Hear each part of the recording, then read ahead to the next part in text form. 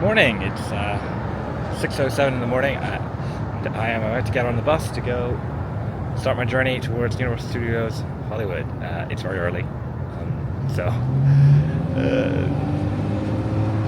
it's dark, and yeah. But I'm getting to Universal Studios on public transit, so it takes a couple of hours. What was it, 8? I'm pretty sure I won't be there at 8, but we can hopefully get there around then. Well, I'm on public transit, see how it goes. This is supposed to be my first time getting on an OC bus. I have what I believe is a ticket that'll get me on this bus, but I guess we'll find out. Yes, continuing my adventures using LA public transit. Thinking with this trip was to spend the money on the experiences and the food, the stuff, and skimp as much as possible on the transit and the accommodation, which is why I'm in the hostel and with the hostel room and in the hotel, and why I'm using all the public transit to get around. Got cheap flights. It's a whole thing. So yeah, we'll see how this goes. We're doing Universal Studios today, and just as a disclosure, I do work for a division of the Comcast Corporation, so I'm not paying for entry.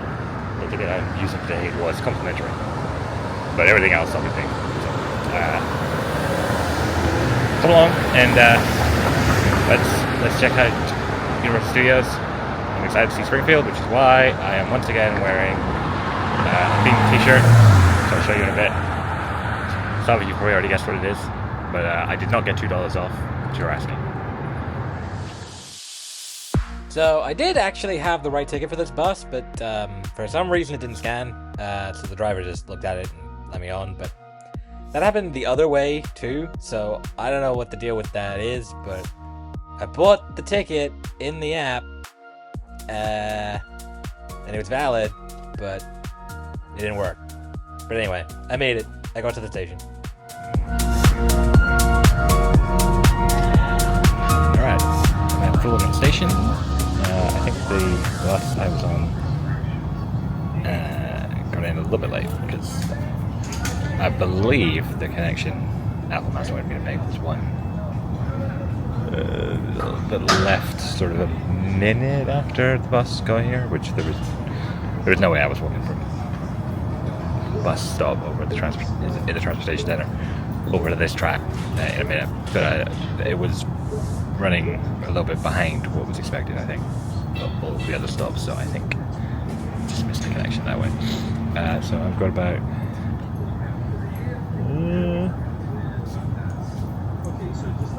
just under half an hour to the next one, which is 6:05. No. Yes, the 7:03. The 6:05. To LA Union Station, and then from there I'm getting back on the LA Metro, take me to Universal City, to Studio City, where Universal Studios is. So yeah, I'm just gonna sit here in Fullerton Station and wait for my train, which you can see it's right now. So that's nice.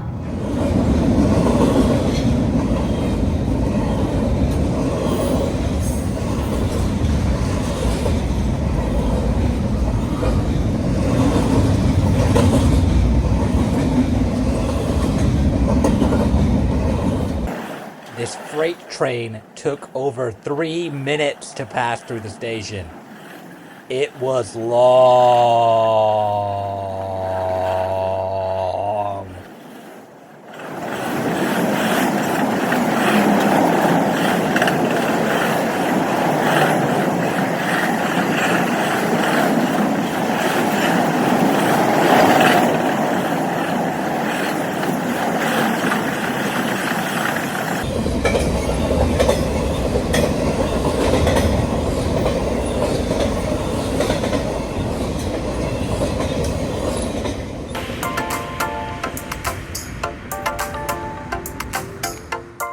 One of my favorite things, multi-level trains.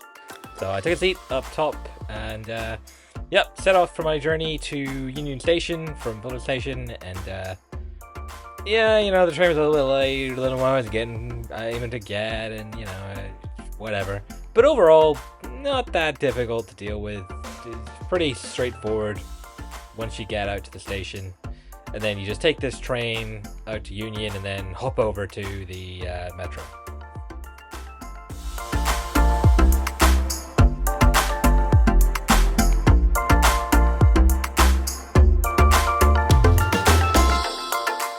Then once you're topside, you get on the escalator up, or there is an elevator if you can't use the escalator, up to the walkway, and get a nice little view of LA and cross over the road.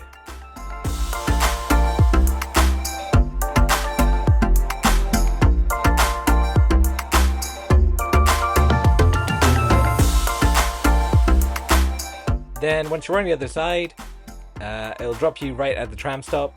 You can walk up to Universal Studios from here, up the hill, but I think it takes somewhere between like 10 and 20 minutes, and it's a relatively steep hill, so I don't know if you want to do that at the start of the day. You might tucker yourself out doing that. But yeah, if you just hang out here, you wait a little while, the tram will come and take you up the hill, and at the end of the day, it'll take you back down the hill and drop you off here as well if you're, again, tired out from your day at the park and don't want to walk all the way down.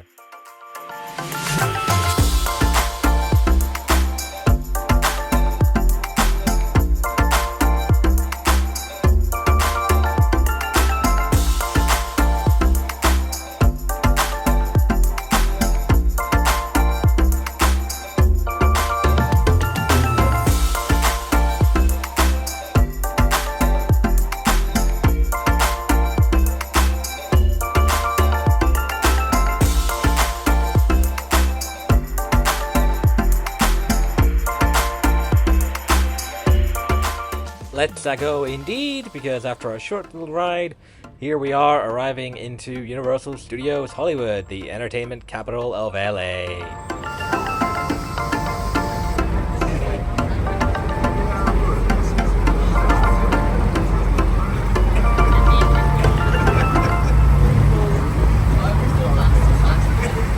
Alright, it took about an hour longer than hoped, between trains and buses and whatever timings. So it's 9 o'clock rather than 8, which is when the park opened, but that's still not bad. Technically it's 8:59, but I do have to still go and deal with the mission. Quickly over there. There it is, there's the globe.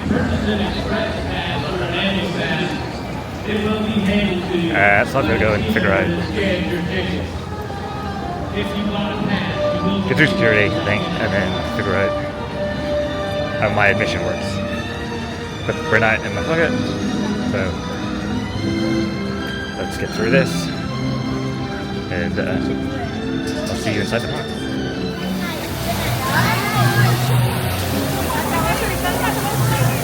Alright, we've made it in. It's 9:15. That's not too bad. Quick photo, guys. So, let's head on in. And now I've been up for, I guess, almost 4 hours. And I haven't eaten. So, we need to get ourselves to Lard Donuts.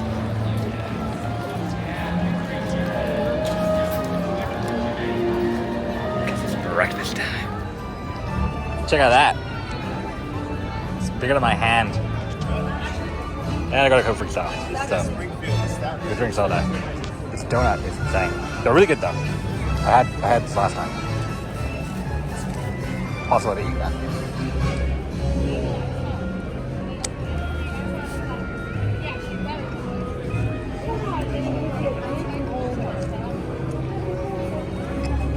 I'm gonna be at this all day. Alright, the bag secured, and by the bag I mean the donut. It's time for the studio tour. You're gonna go to Universal Studios Hollywood, you gotta take the studio tour. I always go, I only mean twice, but my plan, consistently, go first, because short queue. But slowly, we expanded the tour, adding one-of-a-kind Hollywood elements such as the burning house, which you see here on your screens, and the rock slide. Both of these were attractions here in the 70s and 80s. In this very spot, actually. Nowadays, we don't have either of those things. We don't have a rock slide, we have a construction zone where we're building our new roller coaster. Off to the left-hand side, that's our Fast and Furious roller coaster opening in 2026. Ted here is a Ted-colored building, right? This little tan building here. There's a bunch of them. You're going to see them out to the left-hand side. These are what we call bungalows. They're offices for some of the best writers, directors, producers in the business. This is where Illumination Entertainment comes to work. They brought Despicable Me, Secret Life of Pets. We've got Mark Platt Productions here. Mark Platt brought you La La Land. They're getting ready to release a very highly anticipated film next month, Wicked, with Cynthia Erivo and Ariana Grande. We're very excited. New trailer just dropped. Ooh.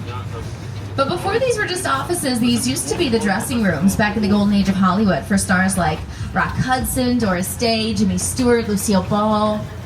During that era, we used to contract actors to one movie studio at a time, so they couldn't work for anybody else if they were under contract with Universal. They were going to be here a lot. When we need to see outside, sometimes those sets are too big for our sound stages, so instead we film those on the back lot. This is our largest backlot set, our city set. It's perfect if you need to create New York, Chicago, London, Minneapolis, Kansas City, I don't know, any city. They use our city as Boston in the 90s. So we're going to leave these people to their work and drive around the outskirts of our city. But we are officially on the backlot, so I'll let Jimmy tell you just a little bit more about our backlot, okay?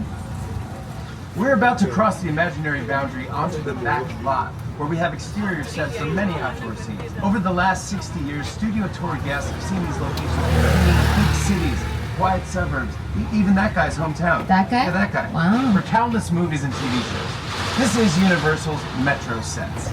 Yeah, the Metro sets. We're going to see a lot of different places here on the lot. So we're going to get an outskirts look of our city and then move on to some other locations. This is really cool, actually, you guys. You see these cars? What decade do you think they're from?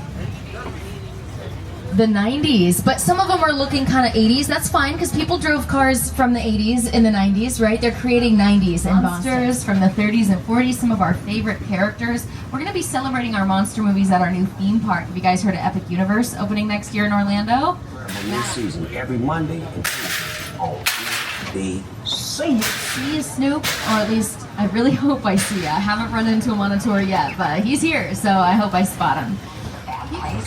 Maybe it's not all that bad. How can I help you? What is the bad place like? Well, it doesn't sound awesome. Yeah, this place is awesome at being good or bad. It all depends on how you decorate it. And right now, still with these flowers and the colors, it obviously still is very much a good place. So it reminds me of other fantasy locations we've created here. This has been Cinderella's Kingdom in Rodgers and Hammerstein's Cinderella, starring the best Cinderella ever, Brandy, right, Robert? She's the best. She is the best. This has also been the fictional kingdom of Genovia in Disney's Princess Diaries 2, a royal engagement with Chris Pine and Anne Hathaway, a millennial classic. But it's not all just a fantasy here in Little Europe. We call it Little Europe because it's great at playing real places in Europe. Yes, off to the right-hand side you see this little square. We call it the Court of Miracles. It's named after a real place in France where one of our movies was set. The Hunchback of Notre Dame with Lon Chaney as Quasimodo, made in 1923. So this all played Paris for that film. A few years after that, we turned it all into Germany for All Quiet on the Western Front. That movie earned us our first Best Picture award at the Oscars in 1930. Now it's looking pretty good. We're happy to have it back. It's based on a movie we made in the 70s called Earthquake. And I don't know if you guys have noticed this, but we kind of go through these movie genre phases here in Hollywood. So in the 70s, we were making disasters. The 30s and 40s, it was monsters. Right now, we're in superheroes. But the 70s were full of disaster movies. We made Earthquake and Airport. We made a little movie in 1975 that was so scary it kept people out of the ocean all summer long. Jaws in 1975. And like I said before, Jaws is out of commission right now. You'll see this lake is totally drained. Oh, but this is cool. I haven't been out here yet today. And the rest of the days that he's been gone, he's literally been gone. But you actually get to see the shark right there on his little trailer. How cute. Hi, Bruce. Our shark's not working, which is very appropriate because in the filming of Jaws, the shark was also not working very much. I don't know if you guys have heard, but Jaws was a very difficult shark to work with. See, they filmed in the ocean, but they had only tested the shark in fresh water. On the first day of filming, when they put him in the ocean, the gears got all muddied up with the salt. He sank straight to the bottom, and it kept happening. He kept glitching and sinking. It caused so many delays, they ended up nicknaming the movie Jaws Flaws. Yeah, very appropriate.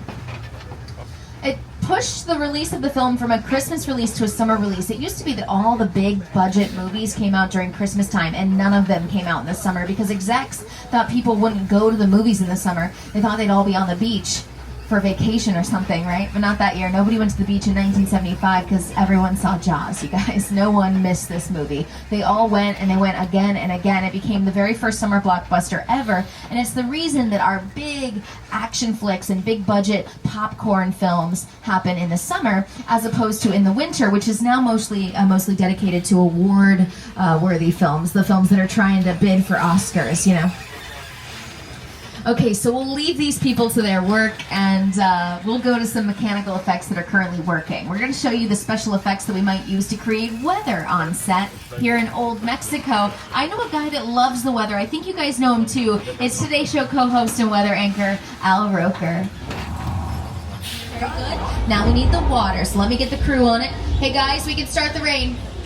Yep, on my cue. Here we go. And action. Beautiful. Yes, this is how we do it. We're using a very complicated, very intricate system. It's called a sprinkler. Maybe you've heard of it. Shoots the water out and up. That way it falls back down as naturally as possible. And now we have a storm. If we wanted to film here, we'd have to bring out some better lighting equipment because if you don't light rain correctly, it'll make the picture blurry. So the trick is to backlight it. Light from behind the water and then it should all show up nice and clear. You're not just hearing falling rain, you're also hearing sizzling bacon, you guys. It's a sound effect often added to rain because it sounds exactly like rain. Oh no, cut the water, you guys. We got a flood, look out! No, not the second car. No, oh. Sorry, you guys, I did forget to say if you're in a blue seat today, you may get wet. If your seat is blue, you may get wet. Check your seat just in case. They're all blue, every seat is blue. Oh no. No. Sitcom called Happy's Place. And it's actually from one of the same writers and producers that made Reba. So pretty cool to have them here on the lot. They do have a live studio audience that's providing the laugh track and all of the reactions to the show. It's pretty cool. Now, as we drive around here, you're going to see some facades. So you see how lots of our buildings don't even have fourth walls? Our sets on the back lot are called facades or shells. They're just the fronts and sides of buildings. Nothing is happening inside. We don't film inside, so we don't build that part out. We only build what we can see. And since no one's living or working inside any of these sets, we don't have to make them up to code. We can keep the building materials cheap and lightweight, so we can change them again and again because we need to. We have to. Okay, so coming up on the left-hand side, I'll just start on the left so we don't have to keep swinging our heads back and forth. Okay, so the left-hand side of this tan house here, this is Jimmy Stewart's house in 1950s Harvey. Right next door, the purple house is 1313 Mockingbird Lane from the Munsters in the 60s. Right next door, the yellow house belonged to the Hardy Boys in the 70s. It's also Davy's home in Never Have I Ever. Right next door, the gray house is my personal fave. This is where Dr. Dre and Eminem stood outside of a burned out house with a can full of gas and a handful of matches. Still weren't found out. The Forgot About Dre music video. Very important cultural event for my generation. Lots of music videos have filmed here. Smash Mouth All-Stars, probably the most famous. Hey now, you're an all-star. They painted all these houses crazy colors. And that's why you film here, folks. You can paint the houses, you can burn them down in a fire, you can blow them up, you can do whatever you need to do for your production because nobody lives here, nobody works here. We don't have to worry about any real infrastructure. Storytelling, they can push the plot forward. They can also tell us time period like we saw from the 90s in Boston in our city sets. They can tell us about the character driving the car. A car does some storytelling in Psycho, 1960s Psycho. Marion Crane drives her car up a dark road in the middle of a stormy night, ends up at the Bates Motel, checks into room number 1 and never checks out. Welcome to the Bates Motel from the sequels, you guys. But up the hill is one of the oldest sets left standing in all of Hollywood. Okay, speaking of creeps, folks, looks like Norman Bates is home today. Leave the talking to me, okay? I've worked here for a while, so I kind of know how to handle this guy. Hey, Norman, what's up, buddy? You look nice. Yeah, looks like you're getting taller. Oh, no, okay. He's not getting any nicer, that's for sure. Stay back, Norman. We're just passing through, okay? Do not climb down. Oh, Norman, stay back. Okay, don't worry, folks. He's not going to follow us in here. He's got a healthy fear of alien invasions. Welcome to the set of War of the Worlds. This is where Tom Cruise and Dakota Fanning hide out from an alien invasion. That, my friends, is a real airplane, a 747, bought and destroyed for this very scene. Check out the scene on your screen right meow.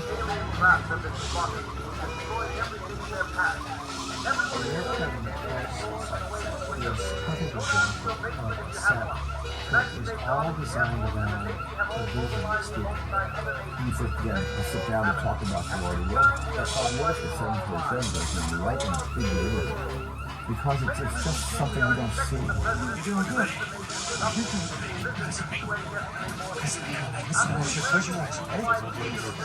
It's Jupiter's Claim, a nostalgic, small-time Southern California amusement park owned by former child star Ricky Juke Park.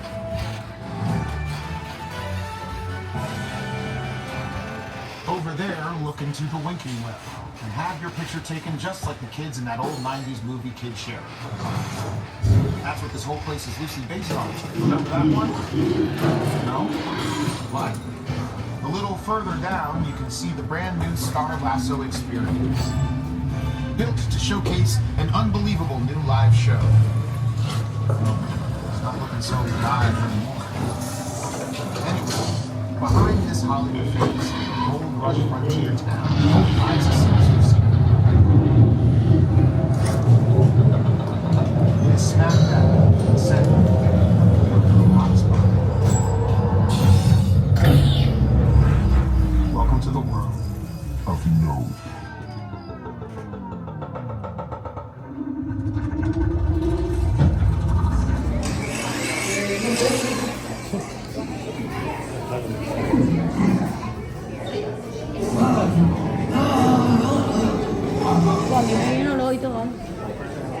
Hey, it's me, Krusty!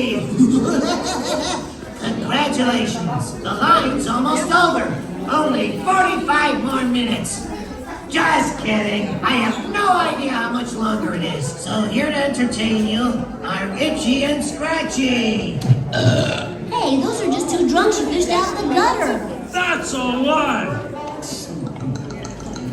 You're fired! And leave the suit! Alright, let me get this thing off. Go! Kick the suit! One word of warning that may mar your otherwise enjoyable day in my park. There's a psychopathic killer on the loose. His name is Sideshow Bob, and he used to work for me. For some reason, he hates me.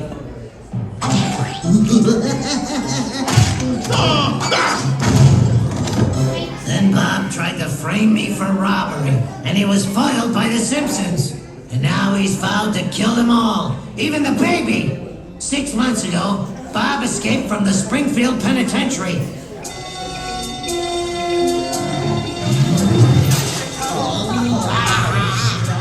He is rumored to be in the vicinity of this park, but rest assured, my Cracker Jack security team has everything under control. I'm sorry, does anyone know which end the bullet goes in?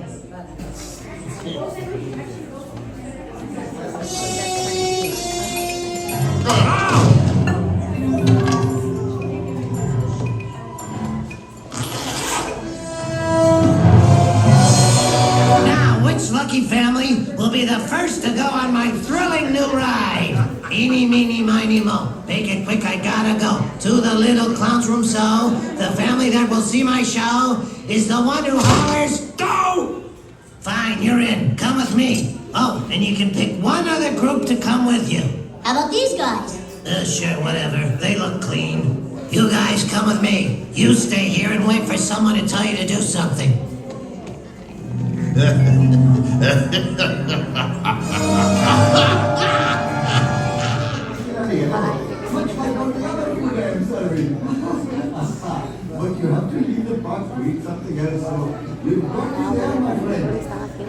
Alright, so we've done the studio tour, we've done the Simpsons ride, started Big Pink Donut,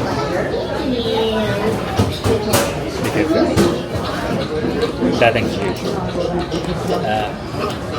Then after the Simpsons ride, I took it into the Quickie Mart, and they did have board keychains and shot glasses. So I got a board keychain and shot glasses.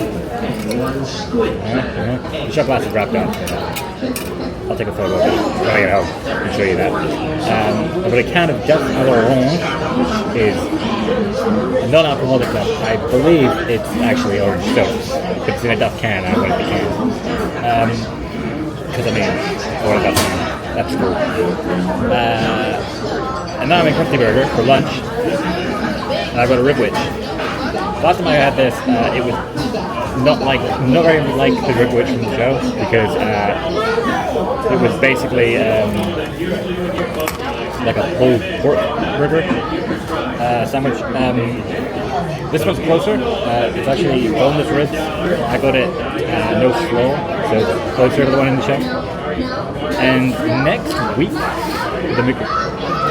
when I'm back in the UK, the McRib is coming back in McDonald's, which is a crude, degenerate knockoff of the ribwich. So I'll be able to compare them. So let's pick up the ribwich and try this current version.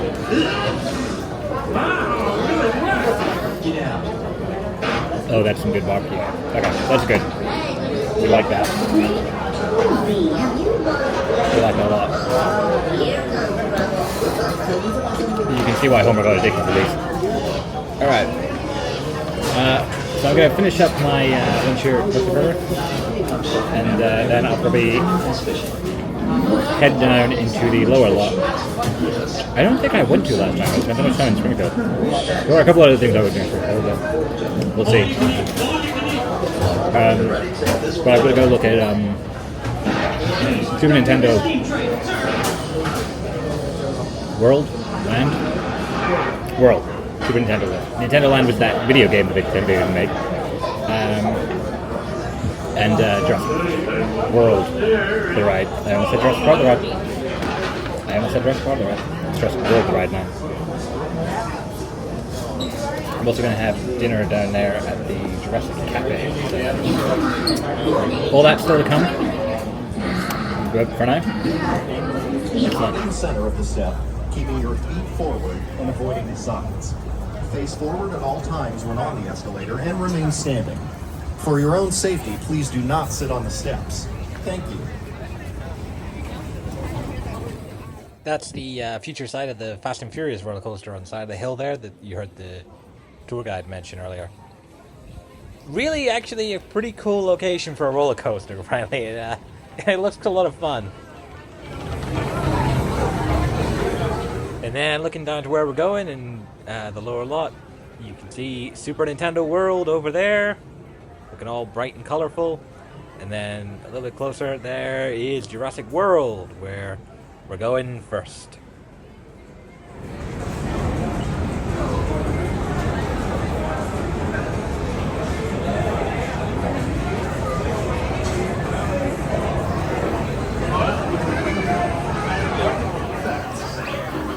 So we're 12 years old.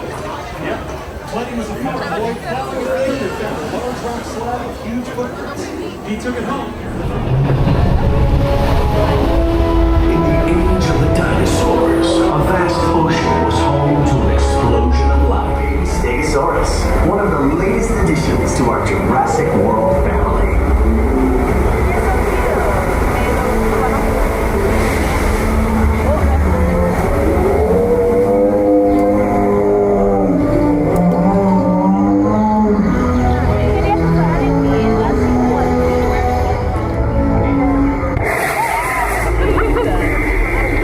We have a containment alert.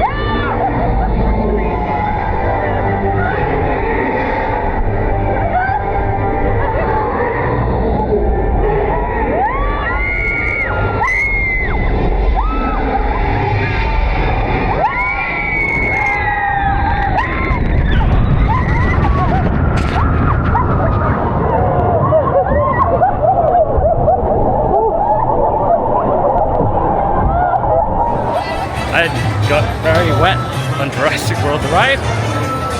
Now I'm out in the sunshine trying to dry off over in Super Nintendo World. I remember it's World.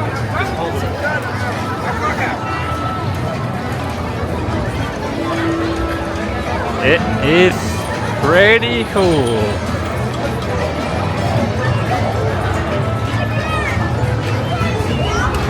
I love all the like the level stuff floating around, the coins, and the one-up mushroom, fire flower, question mark blocks.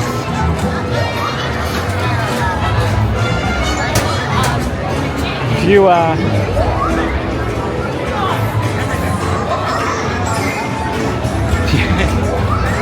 if you love Super Mario the way I love The Simpsons and Star Wars, you are gonna have quite a good time here, I think.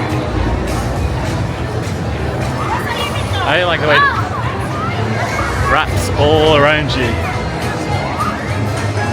It's like you just entered an entirely Mario world.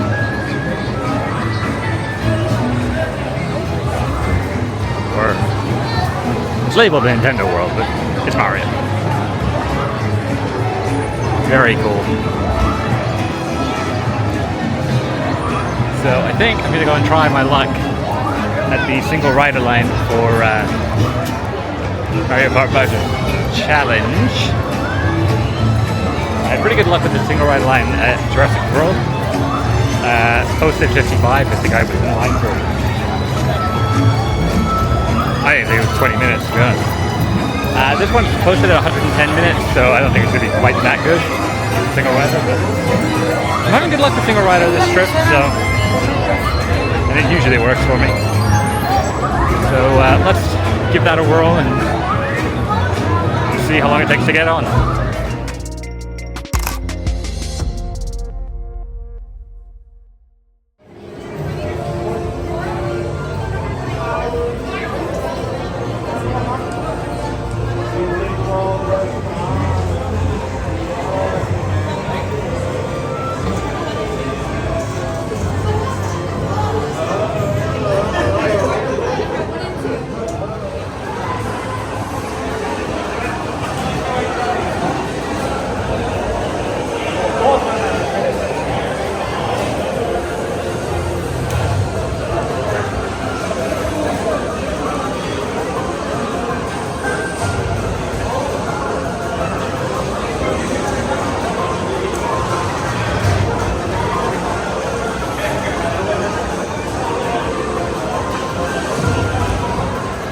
Yeah, that paid off again.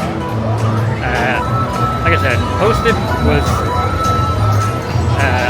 about 100, 110, let's say it's 90 now. But I was off the ride in 30 minutes using the single ride line, so that worked. And it would have, I would have gone even faster. It only took like 20 minutes, but it would have been even faster. But there was a little loading snafu on the train ahead of us. Slowed things down for a few minutes, but yeah, that worked. It's a fun ride. So I got 140 coins, which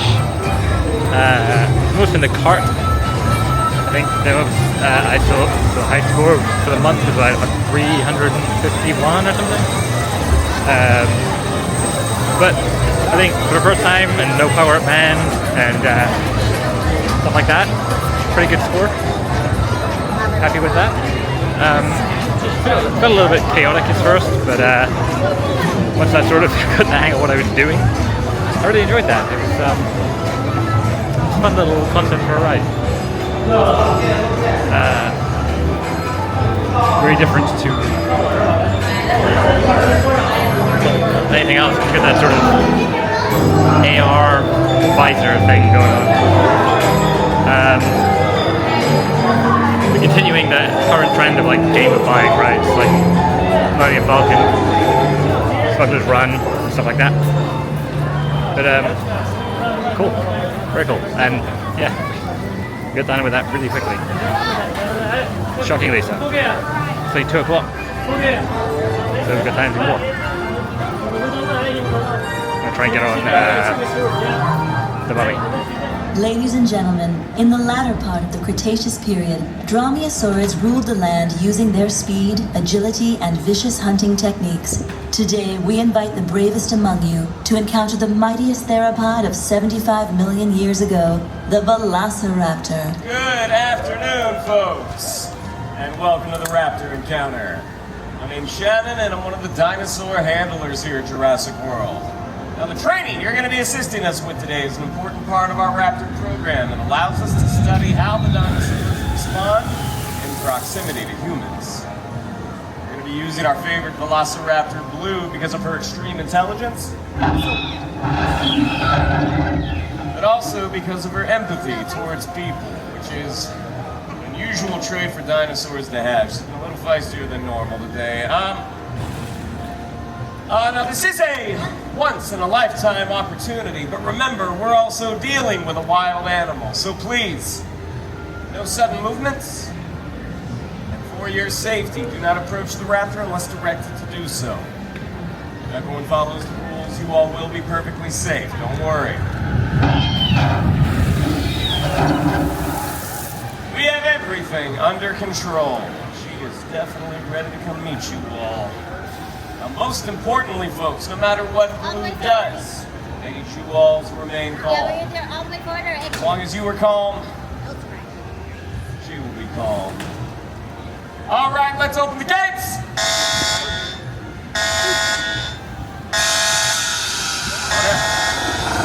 Eyes on me.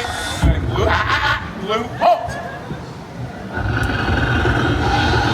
Eyes on me. Blue. Hey! That is more like it. Okay? Calm down. And we're moving. Good job, girl.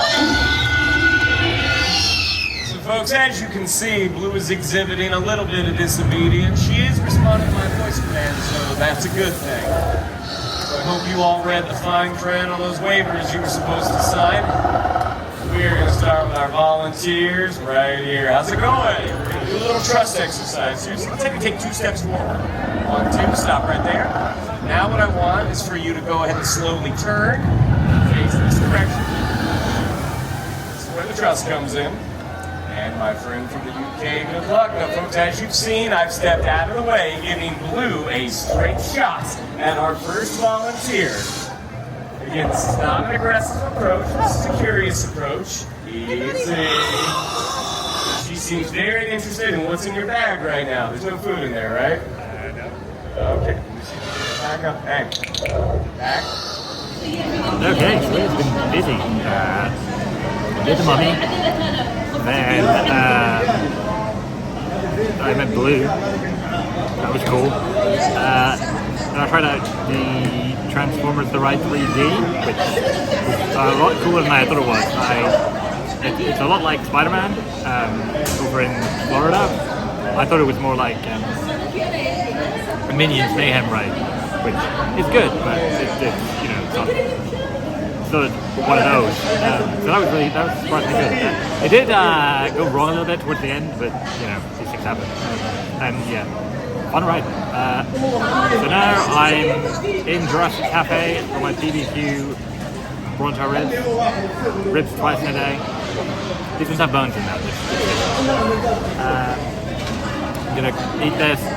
I might try and see Waterworld on the way out. A bit towards the end of the day. It's like 4:30, parked at 6 today, because I think they got the Halloween Horror Night, whatever it's called, after, from 7, so, yeah. If there's one on the way out, I'll take that in, and there's a couple of things I wanted to just drop in on. It's pretty cool, but pretty much ticked all the boxes today, so, good day. Yeah, as I suspected, the last showing of Waterworld had already been.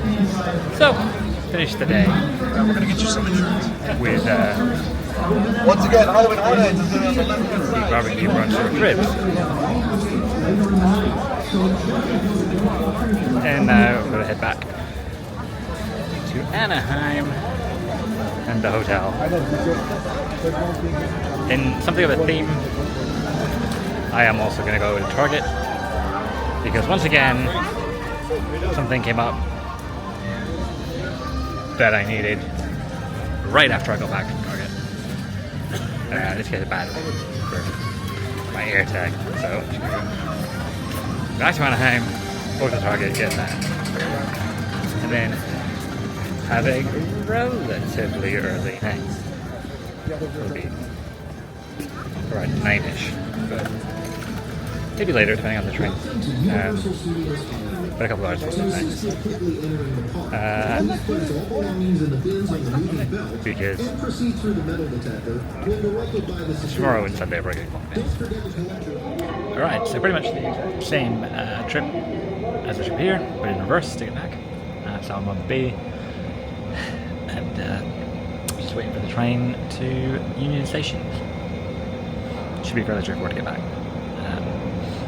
I'm probably back around 10 past 8. So by the time we're done at Target, it should be around 9, as soon as there's no delays on the way. Which, you know, there probably will be, but it's fine. These are long days, but it's worth it. I had a great day at Universal Studios. I really enjoyed Circuit Kid like I always do, and yeah. It's a good day. Like if you enjoyed the video.